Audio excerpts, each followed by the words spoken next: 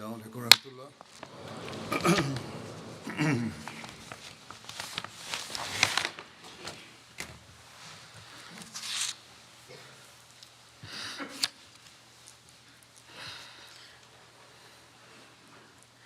أشهد أن لا إله إلا الله وحده لا شريك له وأشهد أن محمدا عبده ورسوله أما بعد فأعوذ بالله من الشيطان الرجيم بسم الله الرحمن الرحيم الحمد لله رب العالمين الرحمن الرحيم مالك يوم الدين إياك نعبد وإياك نستعين اهدنا الصراط المستقيم صراط الذين أنعمت عليهم غير المغضوب عليهم ولا الضالين.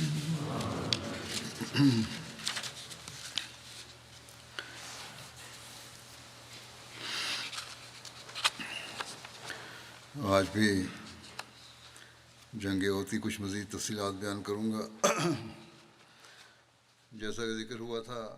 Pour le sermon d'aujourd'hui, je présenterai d'autres détails à propos de la bataille d'Uhud. Comme je l'avais mentionné, les mécréants ont attaqué les musulmans par l'arrière quand le col a été abandonné et le cours de la bataille s'est renversé. L'attaque de l'ennemi était des plus effrayantes.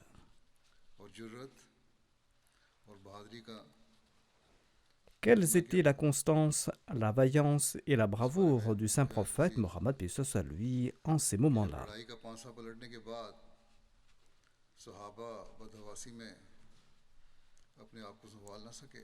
Selon les récits, quand le cours de la bataille s'est renversé, les compagnons s'égaraient çà et là dans le désarroi et ils succombaient au désordre. Le saint prophète Mohammed paix soit lui, quant à lui, est demeuré inébranlable. Il est demeuré inébranlable dans ce chaos, et ce, en présence de l'ennemi qui était autour de lui. Tandis que les compagnons se dispersaient en proie à la panique, le saint prophète Mohammed paix soit lui les hélait, appelant individuellement certains d'entre eux en disant « Oh un tel, viens vers moi, oh un tel, viens vers moi, approche, je suis le messager de Dieu. » Tout cela se déroulait quand il était assailli de flèches de toutes parts. Selon un récit, le saint prophète Mohammed paix soit lui énonçait ces paroles d'une voix ferme. Ana nabiyyu la kadhib, ana ibnu Abdul Muttalib, ana Abdul Awatiq. Je suis un prophète et en cela il n'y a aucun mensonge. Je suis le fils d'Abdul Muttalib et je suis le fils des Awatiq. Généralement, les recueils, les récits prophétiques et les biographies rapportent que l'envoyé d'Allah paix soit lui avait prononcé ces paroles lors de la bataille de Hunayn. Cependant, il est fort possible qu'il ait également énoncé ces paroles à Uhud comme à Hunayn. On trouve mention ici d'Awatik, Awatik qui est le pluriel d'Atika.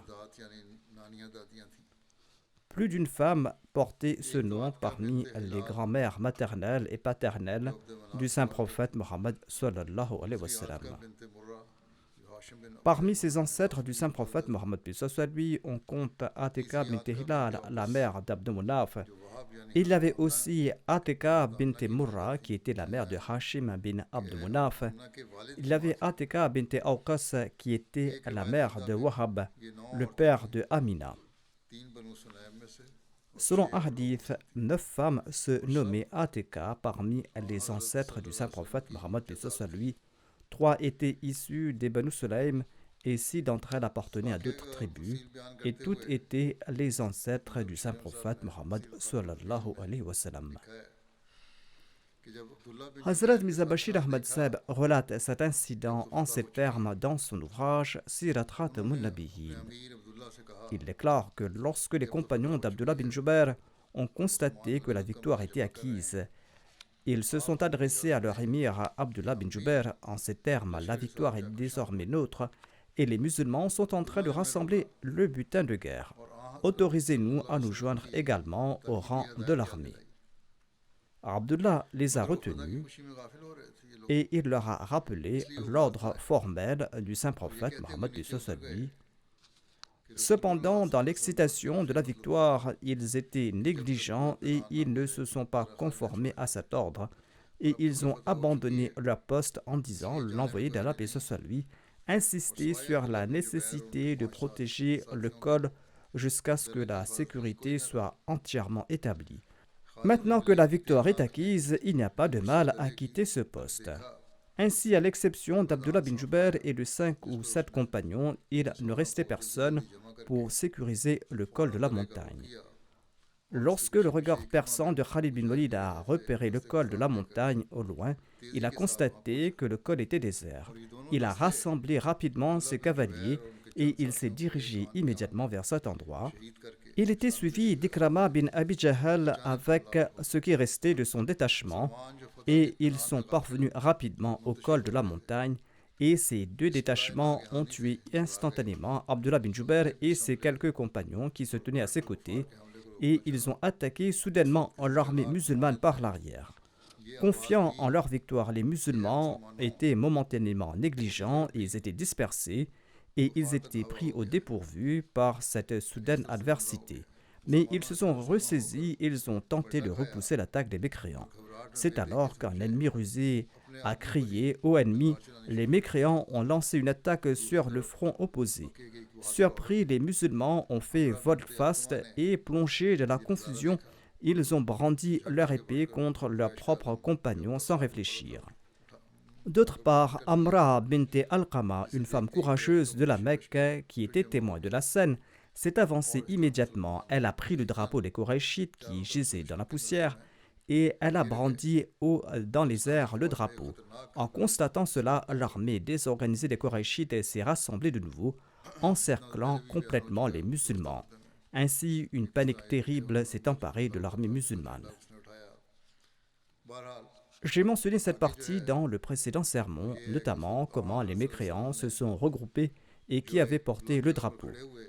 En tout cas, le saint prophète Mohammed lui assistait à ce spectacle depuis un endroit élevé et il appelait les musulmans à maintes reprises, mais sa voix se noyait dans le bruit et dans l'agitation. Les historiens rapportent que tout cela s'est déroulé si rapidement que la plupart des musulmans ont même commencé à s'attaquer mutuellement sans faire de distinction entre amis et ennemis. Ainsi, certains musulmans ont été blessés par d'autres musulmans. À titre d'exemple, Yaman, le père de Huzaifa, est tombé à martyr. Il a été tué accidentellement par les musulmans, comme je l'ai mentionné la dernière fois.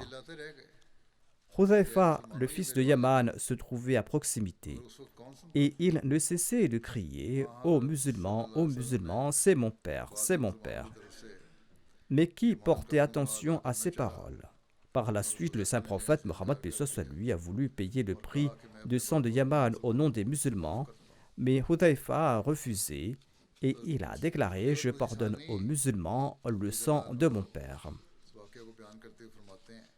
En relatant cet incident, le deuxième calife de la communauté Ahmadiyya, Hadrat Khalifatul Masih Athani a déclaré: une période sombre fut celle quand le saint prophète Mohammed lui fut blessé à Uhud. Et des événements malheureux s'accumulèrent, transformant la victoire de l'armée islamique en défaite. Au cours de cette bataille, l'envoyé paix soit lui avait sélectionné certains de ses hommes pour les poster sur un col en leur ordonnant de ne pas quitter ce poste, quelle que soit l'issue de la bataille. Quand l'armée des mécréants s'est dispersée, certains ont cru à tort qu'il était inutile de rester ici, de rester à ce poste, et ils ont décidé de rejoindre le combat. Leur chef leur a expliqué que l'envoyé d'Allah, paix soit lui, avait ordonné de ne pas abandonner cette position, de ne pas abandonner ce col.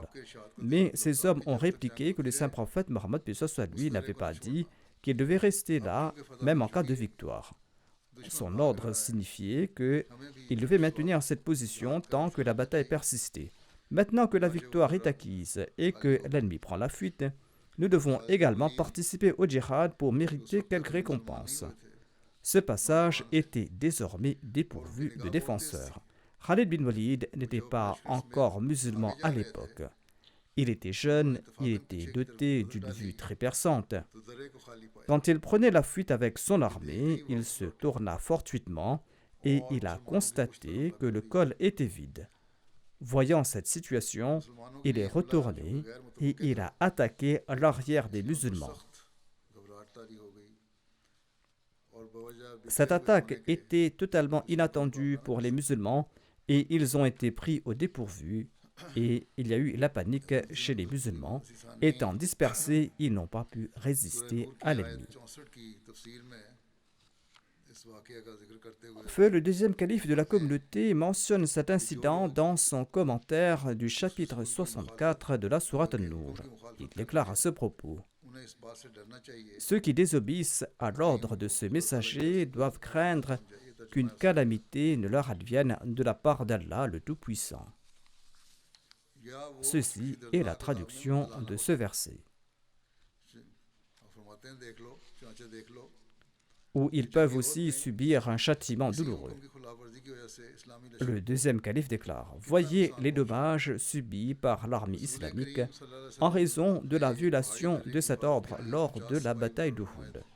Le saint prophète Mohammed lui avait posté un détachement de 50 archers pour protéger un col montagneux. Ce passage était si important qu'il a ordonné à Abdullah bin Jubair Ansari, l'officier de ce détachement, qu'ils ne doivent pas abandonner ce poste, que les musulmans soient tués ou que les musulmans remportent la victoire. Ils ne doivent pas quitter ce passage coûte que coûte. Mais quand les infidèles ont été vaincus et que les musulmans se sont mis à leur poursuite, les soldats de ce col ont dit à leur chef: la victoire est désormais acquise. Il est inutile pour nous de rester ici. Permettez-nous de recevoir la récompense de notre participation au djihad. Leur officier a expliqué: ne désobéissez pas au saint prophète Mohammed, paix soit sur lui. Il avait ordonné que peu importe si les musulmans sont victorieux ou vaincus, nous ne devons pas quitter ce passage. Par conséquent, je ne peux pas vous permettre de partir. Les soldats ont répliqué: le saint prophète, paix soit sur lui, n'entendait pas que nous ne devons pas bouger d'ici, même en cas de victoire. Sa directive visait simplement à souligner un principe spécifique. Maintenant que la victoire est acquise, quelle est notre tâche ici? Ainsi donc, ils ont abandonné ce passage, privilégiant leur propre avis à l'ordre du messager de Dieu. Et il ne restait là-bas que leur officier et quelques soldats. Quand l'armée des mécréants fuyait en direction de la Mecque, Khalid bin Walid s'est retourné soudainement et il a constaté que le passage était désert. Il a appelé Amr bin al-As. Tous deux n'étaient pas encore convertis à l'islam. Et il lui a dit: quelle aubaine! Faisons demi-tour et attaquons les musulmans.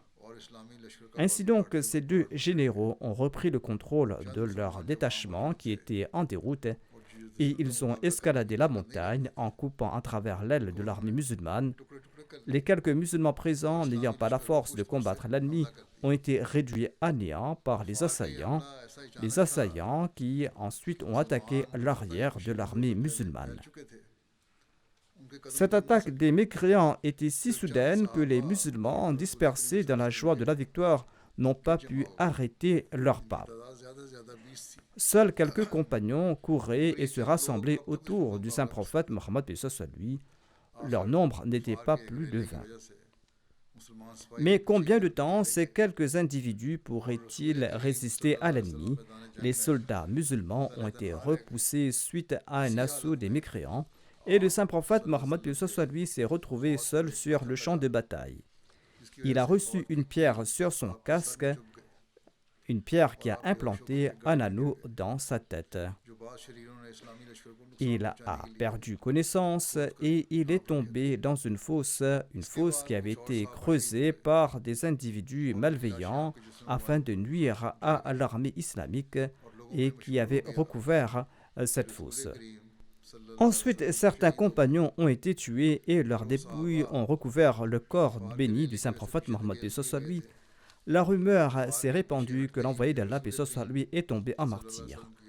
Ces quelques compagnons qui ont été repoussés par l'ennemi se sont réunis de nouveau autour du saint prophète Mohammed lui et ils l'ont fait sortir de la fosse. Peu après, l'envoyé d'Allah lui a repris connaissance. Il a envoyé des messagers dire aux musulmans de se rassembler et il les a réunis au pied de la colline. Après avoir remporté la victoire sur les mécréants dans un premier temps, l'armée musulmane a subi un revers temporaire en raison de la désobéissance de quelques individus à l'ordre de l'envoyé d'Allah, paix soit lui. Au lieu de suivre les injonctions de l'envoyé d'Allah, paix soit lui, ils ont tiré leurs propres conclusions. S'ils avaient suivi ce que disait l'envoyé d'Allah, paix soit lui, comme le pouls suit le cœur, s'ils avaient compris que sacrifier toutes les vies du monde entier est un prix infime à payer en obéissance au saint prophète Mohammed, paix soit lui, s'ils n'avaient pas tiré leurs propres conclusions et s'ils n'avaient pas abandonné ce passage que le saint prophète Mohammed, paix soit lui, leur avait demandé de protéger coûte que coûte, eh bien, l'ennemi n'aurait pas eu l'occasion de lancer un deuxième assaut. Le saint prophète qui leur avait demandé de protéger ce passage coûte que les musulmans soient victorieux ou vaincus. S'ils avaient respecté ces conditions, l'ennemi n'aurait pas pu lancer le deuxième assaut et le saint prophète Mohammed lui et ses compagnons n'auraient pas subi de pertes. Allah a déclaré que vous avez subi des pertes en raison de votre désobéissance. C'en était là le résultat. Le Muslim Maud a également présenté cet incident dans un commentaire très subtil de la sourate Al-Kawthar. Il a déclaré à ce propos: lors de la bataille d'Uhud, Allah a accordé la victoire aux musulmans et les mécréants ont pris la fuite. Khalid bin Walid et Amr bin al-As, qui étaient alors d'éminents généraux, n'étaient pas encore convertis à l'islam et ils combattaient du côté des infidèles. Le saint prophète Mohammed lui avait positionné un groupe de compagnons dans une vallée et il leur a donné l'ordre formel de ne pas quitter cet endroit que les musulmans remportent la victoire ou qu'ils soient vaincus. Que nous mourions ou que nous vivions, vous ne devez pas bouger d'ici. Tel était l'ordre de l'envoyé d'Allah. Les musulmans à l'époque et aujourd'hui de même, inspirés au djihad, quand les musulmans ont remporté la victoire, les soldats qui se trouvaient au col ont dit à leur officier: laissez-nous prendre part au djihad un temps soit peu. L'islam a remporté la victoire, et il n'y a plus de danger ici. L'officier leur a rappelé que le saint prophète Mohammed lui leur avait ordonné de ne pas quitter ce poste en cas de victoire ou en cas de défaite. De ce fait, ils devaient rester sur place. Ils ont répondu que le saint prophète Mohammed lui n'avait pas ordonné de rester en place même en cas de victoire. Il nous a placés ici en guise de précaution. L'ennemi a pris la fuite, l'islam a triomphé. Il n'y a plus de danger à quitter cet endroit et de participer un peu au djihad. L'officier de ce détachement a réaffirmé sagement que si un chef émet un ordre, le subordonné n'a pas le droit d'utiliser son propre jugement. Le saint prophète Mohammed lui nous a ordonné de ne pas bouger d'ici.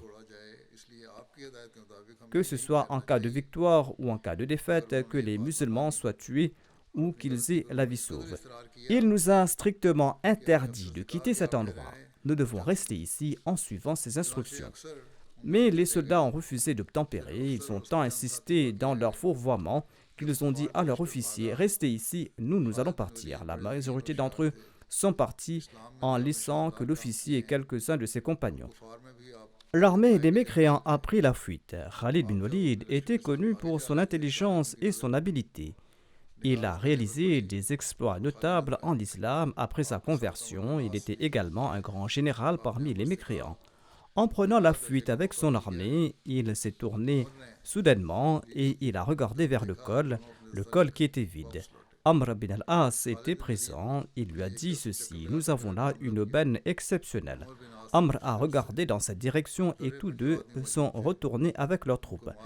Khalid bin Walid a attaqué le col d'un côté tandis qu'Amr bin al-As a attaqué de l'autre côté. Après avoir éliminé les hommes présents au col, ils ont attaqué les musulmans par l'arrière. Les musulmans pensaient être en sécurité de ce côté, mais ils étaient dispersés et leur rang était brisé et ils poursuivaient l'ennemi restant. Khalid bin Walid et Amr bin al-As a attaqué les musulmans par l'arrière. Les musulmans, agissant individuellement, se retrouvaient face à toute la puissance de l'ennemi. Certains musulmans ont été tués, d'autres ont été blessés, d'autres ont perdu pied. Quand l'ennemi atteint peu à peu le saint prophète Mohammed paix soit lui au cours de l'attaque, il n'y avait que 12 personnes autour de lui. Ces deux généraux, Khalid bin Walid et Amr bin al-As, avaient également informé les autres officiers de l'opportunité et leur ont demandé d'attaquer. En conséquence, une armée de 3000 hommes ont attaqué de concert. L'ennemi lançait des pierres, les flèches pleuvaient, les épées étaient en action et la confusion générale régnait dans toute l'armée islamique. Les compagnons ont consenti à de grands sacrifices en pareilles circonstances, mais ils n'ont pas pu endiguer ce flot de 3000 soldats encore pleins de vitalité. 2 dents du saint prophète Mohammed paix soit lui ont été cassées lors de cette attaque et une pierre l'a frappé à la tête, enfonçant un clou dans sa tête. Il a perdu connaissance, il est tombé dans une fosse. Certains de ses compagnons qui se trouvaient à proximité de lui sont tombés sur lui, cachant son corps sous leurs dépouilles. Il y a eu la rumeur parmi les musulmans que le saint prophète Mohammed paix soit lui est tombé en martyr. Les musulmans étaient déjà en proie à la panique et en entendant cette nouvelle, ils ont perdu tout leur sang-froid. La sagesse d'Allah a voulu que lorsque les infidèles ont cru que l'envoyé d'Allah paix soit lui a été tué, ils n'ont pas lancé immédiatement une autre attaque. Ils ont jugé qu'il était plus approprié de retourner rapidement à la Mecque et d'annoncer aux gens la nouvelle que le messager d'Allah paix soit lui a été tué.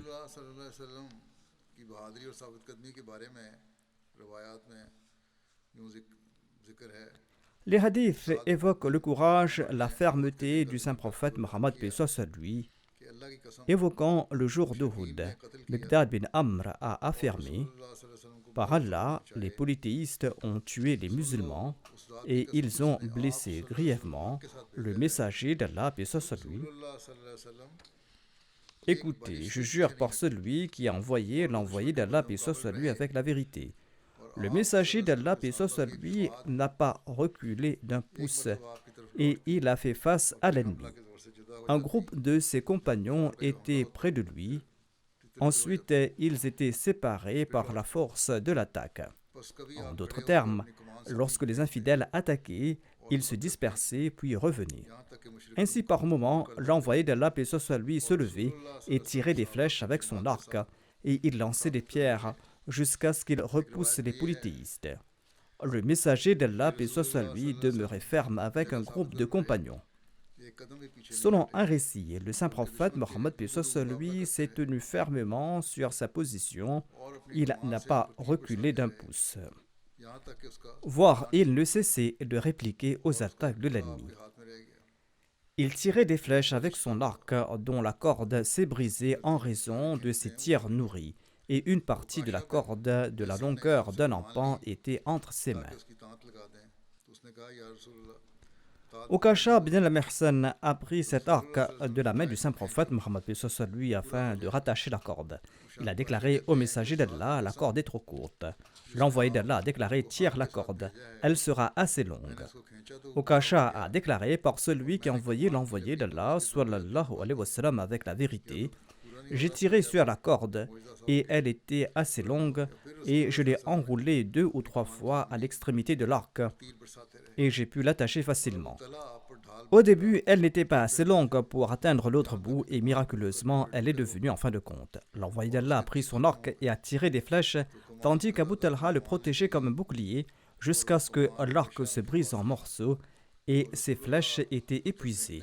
Qatada bin Norman a pris l'arc et cet arc est demeuré en sa possession pour toujours. Et l'envoyé d'Allah, paix soit lui, a commencé à envoyer des pierres. Nafé bin Jubair relate avoir entendu l'un des Muhajirines déclarer « J'étais présent à Uhud et j'ai vu des flèches provenant de toutes les directions, tandis que l'envoyé d'Allah, paix soit lui, se trouvait au milieu de ces flèches. Et toutes les flèches semblaient s'écarter de sa personne. » J'ai vu Abdullah bin Shihab Zuhri déclarer ce jour-là « Conduis-moi vers Mohammed sallallahu alayhi wa sallam. S'il a la vie sauve, je ne l'aurai pas. » L'envoyé d'Allah, paix soit lui, était à ses côtés, et à ce moment-là, il n'avait personne d'autre auprès de lui. Quand il s'est avancé, Safwan bin Umayya l'a réprimandé en affirmant « Par Allah, je ne l'ai pas vu. » Ainsi, Allah a protégé le saint prophète Mohammed paix soit lui de cette manière. Je jure par Allah qu'il a été protégé contre nous, a-t-il déclaré. Par Allah, 4 d'entre nous ont quitté la Mecque avec l'intention de tuer l'envoyé d'Allah, paix soit lui, mais nous n'avons pas réussi à l'atteindre. Ibn Sa'd rapporte qu'Abu Nimr al-Kinani a déclaré « Je me suis joint aux polythéistes à Uhud, et ce jour-là, j'avais choisi 5 cibles, des cibles sur lesquelles je tirais des flèches. Je n'arrêtais pas de fixer l'envoyé d'Allah, paix soit lui, ses compagnons l'entouraient tandis que des flèches pleuvaient à sa droite et à sa gauche. Certaines flèches tombaient devant lui et d'autres tombaient derrière lui. Plus tard, Allah m'a guidé vers l'islam. Par la suite, il est devenu musulman. En évoquant la bravoure de l'envoyé d'Allah, paix soit lui, le Messie premier l'Islam a déclaré « La vie mécoise de l'envoyé d'Allah, paix soit lui, est un exemple étonnant. Toute sa vie s'est déroulée dans l'adversité. Lors de la bataille d'Uhud, il s'est retrouvé seul sur le champ de bataille. Le fait que l'envoyé d'Allah, paix soit lui, se révèle lors de ces combats démontre le niveau de sa bravoure, de son courage et de sa résolution. Même entouré d'ennemis acharnés, il n'a pas dissimulé son identité. Il s'était annoncé et les gens l'avaient reconnu. Le Messie premier salam explique « La souffrance endurée par les prophètes et les saints d'Allah ne doivent pas être assimilées à la malédiction et à l'humiliation subies par les Juifs qui reflètent le châtiment d'Allah et son mécontentement. Au contraire, les prophètes fournissent un exemple de courage. Dieu n'avait aucune inimitié à l'égard de l'islam. Cependant, voyez que lors de la bataille d'Uhud, l'envoyé d'Allah, paix soit lui, était tout seul. Le but de cet incident était de révéler le courage exceptionnel de l'envoyé d'Allah, paix soit lui, lorsqu'il se tenait seul face à 10 000 soldats ennemis et lorsqu'il déclarait « Je suis le messager d'Allah ». Aucun prophète n'a eu l'opportunité de présenter un tel exemple. À Uhud, il y avait 3000 combattants ennemis. Ceci a été rapporté par l'auteur d'un article d'un journal. Le Messie premier salam avait peut-être fait référence à 2 batailles différentes. 10 000 koufars étaient présents lors de la bataille d'Al-Ahzab et il y avait un grand nombre d'ennemis dans d'autres batailles également. En tout cas, ici, le Messie premier salam est en train de démontrer le courage et l'exemple du saint prophète Mohammed paix soit lui. Il était seul face à l'ennemi et aucun prophète n'a eu l'occasion de montrer un tel exemple. Ensuite, le Messie premier salam affirme que Dieu est capable de conférer du pouvoir à tout ce qu'il veut. Ainsi, il est possible de voir la personne de Dieu à travers sa parole. Les prophètes lui ont présenté leur vie en raison de cette conversation avec le divin. Peut-on accomplir pareille œuvre si l'amour est superficiel? Suite à leur conversation avec Dieu, aucun prophète n'a abandonné ce champ et aucun prophète n'a été déloyal. En d'autres termes, lorsqu'ils se sont proclamés prophètes, ils ont été loyaux envers ces déclarations. Les gens ont présenté différentes interprétations concernant l'incident de la bataille d'Uhud, mais en fait, Dieu a manifesté sa gloire en ces instants et personne sauf le saint prophète, paix soit lui, n'a été capable de faire face à une telle force. Il est demeuré ferme et inébranlable là où il se trouvait, tandis que les autres compagnons ont reculé. Le saint prophète Mohammed paix soit lui se démarquait par sa sincérité et sa loyauté envers Dieu, et de même, le soutien divin qu'il a reçu ne trouve pas d'équivalent. Je présenterai le reste de ces récits plus tard, Inch'Allah. Je souhaite à présent rendre hommage au docteur Jalal Shams, l'un des anciens serviteurs de la communauté, un missionnaire et un prédicateur de longue date. J'ai dirigé ses prières funéraires hier, mais je souhaitais évoquer quelques éléments à son sujet dans le sermon du vendredi d'aujourd'hui. Il était un Waqf Zindagi très compétent, intelligent et simple et loyal. Il est décédé récemment à l'âge de 79 ans. Inna lillahi wa inna ilayhi raji'un. Il a obtenu son diplôme de shahid à la Jamia Ahmadiyya en 1969 avec de très bonnes notes. Il a servi dans différents endroits au Pakistan pour quelque temps et ensuite, suite aux directives du troisième calife, il a été envoyé à Islamabad au Pakistan pour apprendre la langue turque. En 1974, il a été dépêché en Turquie afin d'y poursuivre des études supérieures en langue turque. Il a réussi brillamment son doctorat dans ce domaine avant de recevoir des instructions de la part du quatrième calife pour se rendre au Royaume-Uni. Il a eu l'occasion de servir en tant que missionnaire ici au Royaume-Uni et en Allemagne. De nombreuses personnes en Turquie, en Allemagne et au Royaume-Uni ont écrit à son sujet. Il avait un cercle de connaissances très large et beaucoup de gens le connaissaient. Par la suite, il a été nommé responsable du bureau turc au Royaume-Uni. Et jusqu'à son décès, il a assuré ce rôle avec sincérité et un grand dévouement. Allah le Tout-Puissant lui avait doté d'un haut niveau d'intelligence et d'aptitude et de perspicacité. Après l'obtention de son diplôme en langue turque en Turquie, l'université d'Istanbul lui a offert un poste de professeur. C'était là une opportunité professionnelle attrayante avec un salaire important. Il avait demandé les instructions du quatrième calife à ce propos. Le quatrième calife ne lui a pas dit s'il devait, oui ou non, donner suite à cette offre, mais le quatrième calife lui a conseillé de prier et de prendre une décision après avoir délibéré sur la question et après s'être demandé ce qu'il voulait réellement. Après avoir prié, il a accordé priorité à son engagement envers Dieu et il a décliné l'offre d'emploi. Au cours d'une visite en Turquie en 2002, il a été emprisonné avec 2 compagnons pour avoir prêché le message de l'islam et de l'Ahmadiyya et il a été en détention pendant 4 mois et demi. Parmi ses réalisations notables, on compte la traduction du Saint-Coran en langue turque, traduction qu'il a réalisée en collaboration avec ses collègues. En sus de cela, il a traduit plusieurs ouvrages du Messie premier d'Islam, ainsi que de nombreuses brochures et des écrits sur la prédication. Il a publié tout cela en langue turque. Il était un érudit passionné qui vouait un amour particulier à la lecture. Il étudiait attentivement les ouvrages du Messie premier d'Islam, des califes, prenant soigneusement des notes sur les textes de ces ouvrages. Outre les ouvrages de la Jamaat, il avait un vif intérêt pour une variété de sujets allant des sciences aux arts, en dévorant également des livres non liés à la communauté. Il était perspicace et intelligent. Il avait l'habitude de s'exprimer de manière érudite lorsqu'il échangeait avec ses amis et ses proches. En cas de difficulté, S'il n'avait pas saisi un point, il ne manifestait aucune arrogance, mais demandait conseil aux missionnaires qui étaient plus jeunes que lui. Outre ses langues maternelles, l'ourdou et le pendjabi, il avait obtenu un doctorat en turc et acquis une expertise extraordinaire dans cette langue. Il avait fait son doctorat dans cette langue et il maîtrisait très bien aussi l'anglais, l'arabe, l'allemand et le persan.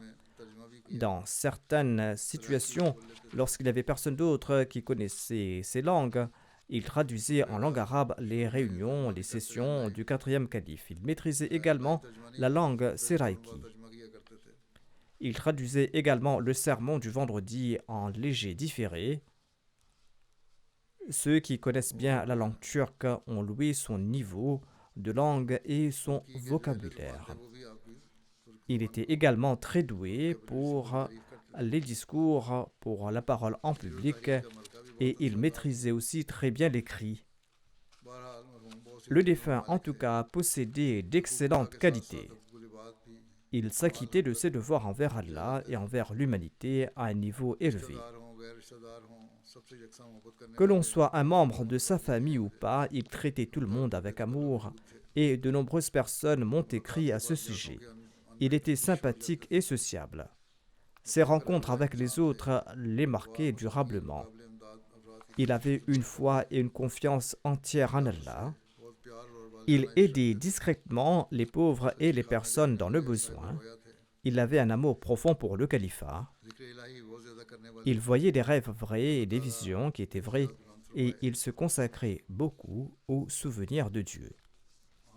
Qu'Allah élève son rang et qu'Allah accorde à son épouse et à ses enfants la patience et la force d'âme, et qu'Allah leur permette de perpétuer ses bonnes œuvres. Je rendrai aussi hommage à 3 autres personnes qui sont décédées récemment et je vais diriger aussi leurs prières funéraires en l'absence de leurs dépouilles. Le premier d'entre eux est M. Mohammad Ibrahim Bambri Saheb. Il est décédé récemment à l'âge de 106 ans. Inna lillahi wa inna ilayhi raji'un. Selon certains documents, il était âgé de 106 ans et d'autres documents avançaient qu'il avait 109 ans. Quoi qu'il en soit, il avait au moins 106 ans. Par la grâce d'Allah, il était un moussi. L'Ahmadiyya a été introduit dans sa famille par l'intermédiaire de son père, Chaudhry Abdul Karim Saheb, qui a prêté le serment d'allégeance en 1918 ou en 1919. Le défunt Ibrahim Bambri Saheb mentionne le serment d'allégeance de son père en disant « Par la grâce d'Allah, ma famille est entrée dans le giron de l'Ahmadiyya par l'intermédiaire de mon père. Mon père appartenait au groupe des Ahli Hadith. En 1918, sa vision était très faible en raison d'une cataracte et il s'était rendu à Qadian, à l'hôpital Nour, pour se faire traiter. Étant donné qu'il était très connu, les gens ont appris qu'il était à l'hôpital et nombre de gens sont venus lui rendre visite. Maître Abdurrahman Saheb, Meher Singh et d'autres personnalités respectables sont venus lui rendre visite de temps à autre et le convier pour des repas. Ces visiteurs respectables lui ont également prêché le message de l'Ahmadiyya. Le défunt Bambri Saheb écrit ceci à propos de son père. Il était très clair pour mon père que Jésus alayhi salam est décédé. Son cœur avait accepté que Jésus alayhi salam n'était pas vivant et qu'il était décédé. Et son cœur a aussi accepté que le Messie promet alayhi salam est véridique parce que Jésus est décédé et que l'avènement du Messie promet alayhi salam était la nécessité de l'époque. C'était l'époque de l'avènement du Messie promet alayhi salam, et si ce dernier ne se manifestait pas, eh bien, quand va-t-il venir? Ainsi donc, il a prêté allégeance à Qadian lors de sa maladie. Et lorsqu'il est retourné dans son village nommé Bambri, les gens de son village ont appris qu'il avait accepté l'Ahmadiyya. Ils sont venus à sa rencontre pour lui exprimer leur regret. Les gens lui ont dit « Ô Mir Abdul Karim, si nous avions su que vous alliez adopter la foi des Mirzaïs après avoir visité Qadian, nous aurions préféré que vous soyez aveugle au lieu de vous laisser partir à Qadian. » Le père du défunt répondait: mon acuité visuelle s'est affinée en parallèle avec le développement de ma vision spirituelle. Il disait que la vue spirituelle est plus importante que la vue physique. Et je ne remercierai jamais assez Allah le Tout-Puissant de m'avoir guidé sur le droit chemin, et je peux témoigner ouvertement que le Messie promet l'Islam est véridique. En tout cas, les villageois nourrissaient une telle hostilité à l'égard du Messie promet l'Islam, et les mollahs avaient tellement empoisonné leur esprit qu'ils disaient: si vous prétendez être le Mahdi, nous allons vous accepter, mais nous n'allons jamais accepter Mirza Ghulam Ahmad. Sur ce, le père du défunt disait: notez donc que mon acceptation à juste titre constitue un signe de sa véracité, et vous devez vous aussi l'accepter. En tout cas, en 1926, le père de Bamri Saheb a inscrit Bamri Saheb et son frère à la Madrasatul Ahmadiyya à Qadian. Chaque jour, il faisait un trajet de 8 km pour se rendre à l'école et pour faire leurs études. En 1931, le père du défunt est décédé et ses frères ont tenté de persuader leur mère de ne pas envoyer leurs deux frères, Ibrahim Bamri Saheb et son frère cadet à Qadian, pour leurs études. Ils arguaient qu'il était préférable de les inscrire dans une école plus proche, évitant ainsi ce long trajet vers Qadian. Cependant, leur mère a affirmé qu'elle ne pouvait pas faire cela. Leur père les avait inscrits à la Madrasa Ahmadiyya et c'est là qu'ils allaient étudier. Ainsi, ils n'ont cessé de se rendre à Qadian. Après avoir terminé ses études à la Madrasa de Qadian, le défunt a rejoint la Jamia Ahmadiyya, car à l'époque, il était possible de s'inscrire à la Jamia après la 7e année d'études. En 1941, le défunt a passé son examen d'entrée à titre privé. En 1939, il a passé l'examen de Maulvi Fazil. Il avait mémorisé l'intégralité de la Qassida du Messie premier l'Islam et il avait également mémorisé de nombreux poèmes tirés du recueil Kalam-i Mahmoud et du recueil Dur-e-Thamin. Il avait également mémorisé de nombreuses citations du Messie premier l'Islam et d'autres citations, et il était capable de citer ces références instantanément. En 1939, après avoir réussi l'examen de Maulvi Fazil de l'université du Pendjab, il a dédié sa vie pour servir la communauté. Le deuxième calife lui a conseillé de se former dans le domaine de l'administration. Le 1er janvier 1944, il a été nommé professeur d'études religieuses et d'arabe à la Madrasa Ahmadiyya. De 1941 à 1947, il s'est mis au service de la communauté. Pendant 3 ans, de 1941 à 1944, il a travaillé comme secrétaire personnel de Hazrat Mirza Bashir Ahmadi Saheb. Il a travaillé ensuite au sein de la Nazarat Baytul Mal, car le Muslim Maud lui avait recommandé d'acquérir des compétences dans le domaine de l'administration. En 1947, il a été nommé professeur au lycée Talim l'Islam de Qadian. Ensuite, après la partition de l'Inde et du Pakistan, il a travaillé au lycée Talim l'Islam de Rabwa, où il a exercé jusqu'en 1974. En 1974, il a pris sa retraite de l'école et de 1975 à 1994, il a travaillé dans le département Waqf Jadid en tant qu'inspecteur Waqf Jadid Nazim Irshad. Il a également travaillé sous l'égide du 4e calife Hazrat Mirza Tahir Ahmad et suite à ses instructions, il a voyagé dans différents endroits pour résoudre différents cas. Le défunt a pris la responsabilité de former les Molimines. Il était le président du quartier Darul Nasr pendant plus de 50 ans. Il a aussi servi en tant qu'imam au-Salah et il dirigeait également les prières du Tarawi. Il avait également mémorisé une grande partie du Saint-Coran. L'une de ses filles relate ceci: il traitait ses proches de manière exemplaire. Les enfants membres de notre famille qui vivaient en dehors de Rabwa logeaient chez nous dans le cadre de leurs études.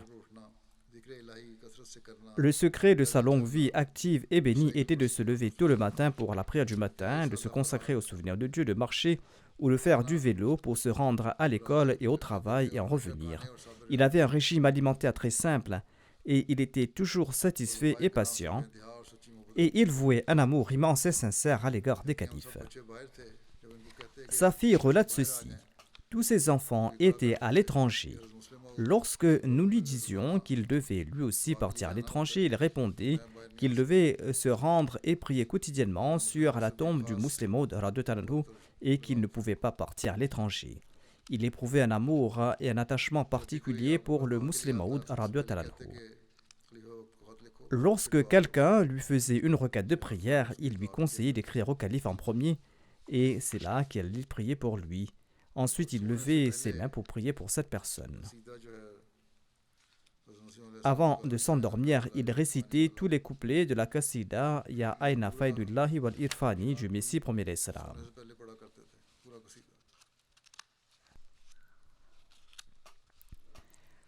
Sa fille écrit « Mon père se souvenait souvent du rêve de son père, c'est-à-dire du rêve du grand-père de sa fille. Le grand-père racontait à ce sujet, c'est-à-dire le père du défunt, « J'ai vu Ibrahim grimper au sommet d'un dattier et je craignais qu'il ne tombe. Cependant, à mesure que je regardais, il a pu atteindre le sommet de l'arbre. » Le défunt a interprété ce rêve en disant que cela indique sa longévité ainsi que l'accroissement de sa connaissance. Cheikh Mubarak Ahmad Sab, le Nazir Diwan du Pakistan, écrit ceci. « J'étais l'élève du défunt. J'ai enseigné à ses côtés dans une école pendant 5 ans en tant que professeur. Le défunt travaillait comme tuteur à l'internat. Il a servi à ce poste pour une longue période. Et qu'il soit Ahmadi ou non, il traitait tous les élèves de l'internat avec beaucoup d'amour et de compassion. Il adoptait un style spécifique dans l'éducation morale en fonction de l'attitude et de la personnalité de chaque élève. Les élèves s'attachaient très vite à lui et lui accordaient le même respect et la même dignité due à leur père. Le défunt passait la majeure partie de son temps à l'internat. Il dirigeait les prières. Il faisait en sorte que chaque élève prît à l'heure et il était très aimant et compatissant. J'étais également son élève et il avait été très strict avec moi. En fait, lorsque je suis devenu Nazir Allah, je lui rappelais sa sévérité et il en riait. Mais parallèlement à la discipline, il était également sympathique et son intention était toujours de réformer l'autre. Il s'acquittait honorablement de ses responsabilités de sadar et il faisait souvent la remarque suivante. Je connais toutes les maisons dans lesquelles il n'y a pas de figure masculine ou dans lesquelles les femmes vivent seules. Lorsque les hommes de ces familles se déplacent, je fais le tour de toutes ces maisons sur mon chemin vers le marché pour leur demander si elles ont des tâches à accomplir en ville. J'avais un sac, un stylo et un morceau de papier et ces personnes écrivaient ce dont elles avaient besoin. Ensuite, le défunt leur livrait les courses à la maison. Si quelqu'un écrivait une lettre, il la postait. Si des lettres arrivaient au bureau de poste, il a ramené ces lettres aux gens concernés. Et si quelqu'un qui ne savait pas lire lui demandait de lire sa lettre à haute voix, il le faisait. Il était très digne de confiance et il ne parlait jamais des affaires privées d'autrui avec d'autres personnes. Il était le sadar du quartier et certaines femmes lui présentaient certains cas et évoquaient les faiblesses de leur mari. Et à l'insu des maris, il cherchait une bonne occasion et leur prodiguait des conseils et résolvait ainsi le problème. Les gens du voisinage, qu'ils soient hommes ou femmes ou enfants, le considéraient comme un père bienveillant. Les responsables de la communauté doivent cultiver des relations amicales avec autrui et s'efforcer de contribuer à leur réforme. Il prodiguait également des conseils aux missionnaires et leur demandait d'apprendre des poèmes par cœur et de lire les poèmes du Messie premier l'Islam car ils contiennent des conseils. Il disait lui-même que je lis la Qasida tous les soirs avant de m'endormir. Ce conseil s'adresse donc aux missionnaires. Au cours de sa vie, l'une de ses filles était tombée à martyr lors d'un voyage de leur village arabois. Le défunt a enduré cette peine avec une grande patience et une grande sérénité. L'une de ses filles est décédée à Londres, tandis que le défunt était souffrant. La dépouille a été apportée à Arabois et le défunt a enduré cette peine avec beaucoup de patience et il encourageait les autres à être patients. En tout cas, il a mené une vie réussie à tout égard et il a vécu longtemps. Il disait souvent que la prochaine demeure était bien meilleure que celle-ci. qu'Allah élève son statut au paradis et qu'Allah permette à sa descendance de perpétuer ses bonnes œuvres.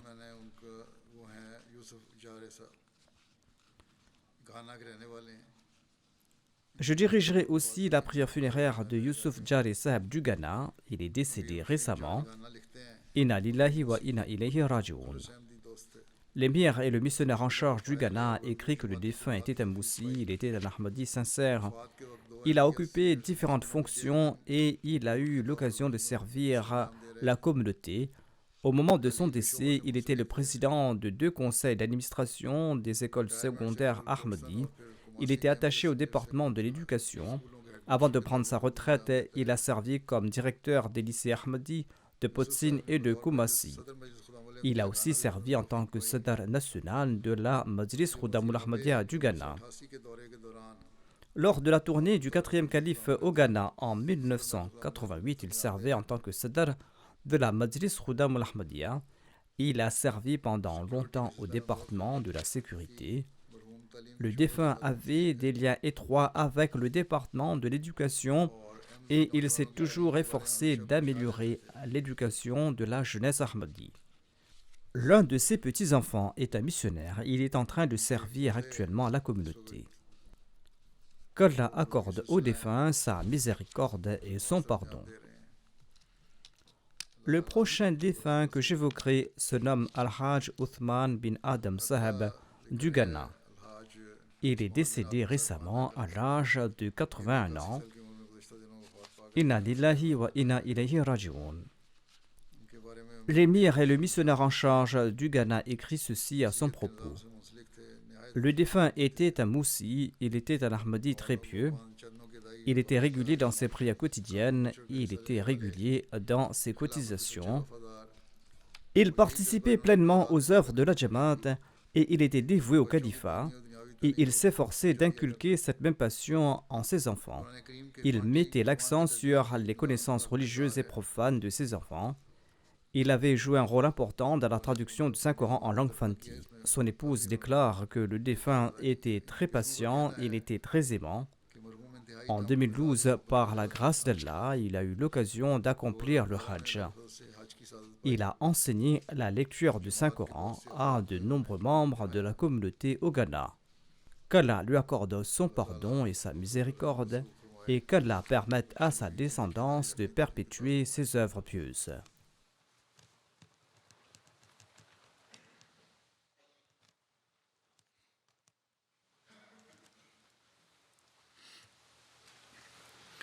Alhamdulillah, alhamdulillah, nahmaduhu wa nasta'inuhu wa nastaghfiruhu. ونؤمن به ونتوكل عليه ونعوذ بالله من شرور أنفسنا ومن سيئات أعمالنا من يهده الله فلا مضل له ومن يضلله فلا هادي له ونشهد أن لا إله إلا الله ونشهد أن محمدا عبده ورسوله عباد الله رحمكم الله إن الله يأمر بالعدل والإحسان وإيتاء ذي القربى وينهى عن الفحشاء والمنكر والبغي يعظكم لعلكم تذكرون اذكروا الله يذكركم وادعوه يستجب لكم ولذكر الله أكبر